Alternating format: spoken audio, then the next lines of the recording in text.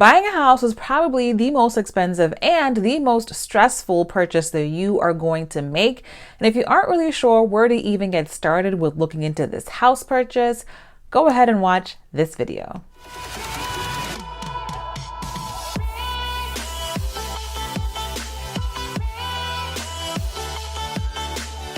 Hey guys, this is Nobu with Making Sense of Debt, where we discuss understanding finances, leveraging debt, and finding your financial freedom, whatever that looks like to you. Today, I'm going to walk you through 3 things that you need to make sure you have together and organized before you even think about talking to a lender or a realtor about buying a house. But before we get into that, go ahead and drop a comment below and let me know where you are planning on buying your first house. So the first thing that you want to think about is, do you even have the credit score that you need to even buy your house?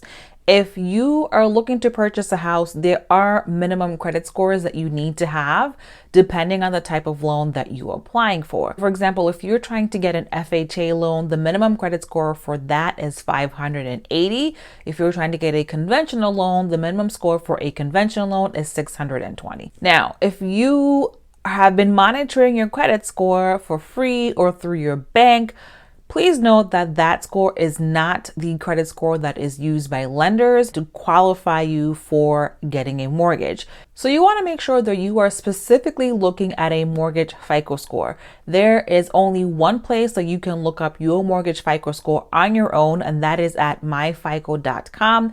I am going to go ahead and link to a video where I talk more about what a mortgage FICO score is and where to look it up specifically. You want to look up your score yourself before you even call a lender, so you have an idea of the types of interest rates to expect based on your credit score. For the most amount of options, you want to make sure that you have a credit score of around 640-ish.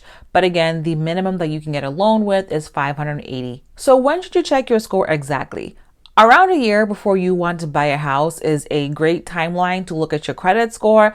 That way, if your credit score isn't as high as you would like it to be, you have a little bit of leeway and time to fix your score. You don't want to look up your score 2 months before your lease is ending, because if you happen to have a not so great credit score, there's little to no chance you can get that score fixed in 2 months time and get a house and do all the things that you need to get this mortgage closed. Your credit score is very important when you're looking to buy a house, because the higher your credit score, the lower your interest rate, which in turn impacts how much of a loan you can get. And of course, just the higher your credit score, the less stressed you're going to be, because you're going to have a much easier time getting a yes on that loan pre-approval. The second thing that you want to have in order is you want to have your closing cost money available. So a lot of people hear about down payments and hear about you only need 3.5% down to buy a house or 5% down.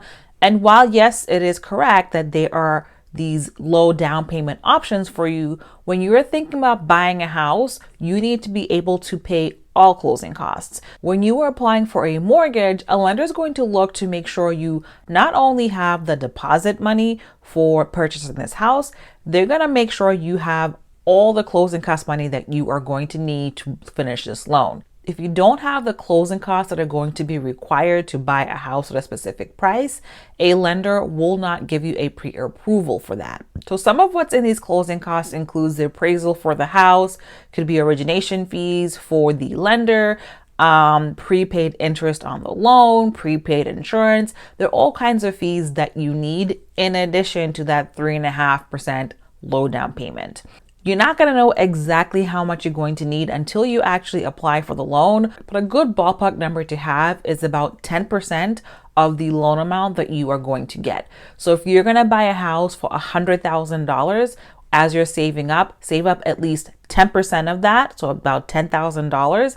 That should be enough to cover both your down payment and your closing costs. But of course, the more that you have saved, the easier it is for you to qualify and to have more loan options. So if you're able to save up more than that 10%, that is even better and will put you into an even better position to get approved for a loan. The third thing that you want to have in order is you want to have all your documents ready for when you apply for this mortgage. If you were asking for $100,000, $200,000, $300,000 from a bank, they want to make sure that you can actually pay that money back. And so there are several documents that you need to submit to even get a pre-approval in order for them to determine whether or not your money is actually legit and you can actually pay this loan back. A lot of realtors will not even talk to you at all, will not show you houses unless you show them that you are actually serious and you can actually get this loan.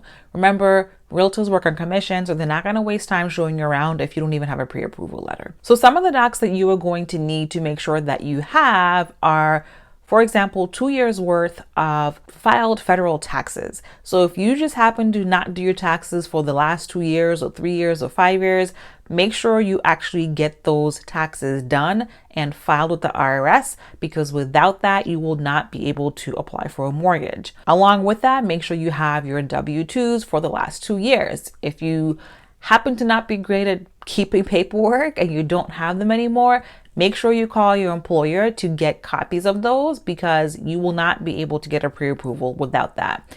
Did you lose your ID recently? You're going to need a valid government ID to apply for a pre-approval, so make sure you have that with you as well. So there are a few other documents that you're going to need to get to your lender to get that pre-approval letter. And just to make it a little bit easier, I actually have a list of all those documents that you can use so you don't get tripped up or lost, and you can find that in the description box below. So there you have it, guys. You now know the 3 major areas that you need to get prepared in before you even reach out to any real estate professionals when you're buying a house. So you want to make sure you have your credit in order, you want to make sure you have your closing costs saved up and good to go, and you want to make sure that you have all the documents ready for your lender so you can breeze on through pre-approval and later through the mortgage application. So if you found this video helpful, please go ahead and share it with one friend that is looking to buy a house in the next few months. And don't forget to grab your first-time home buyers checklist, which is linked in the description box below. With that, guys, thank you so much. I will see you next time as we continue on our journey to financial freedom. Take care.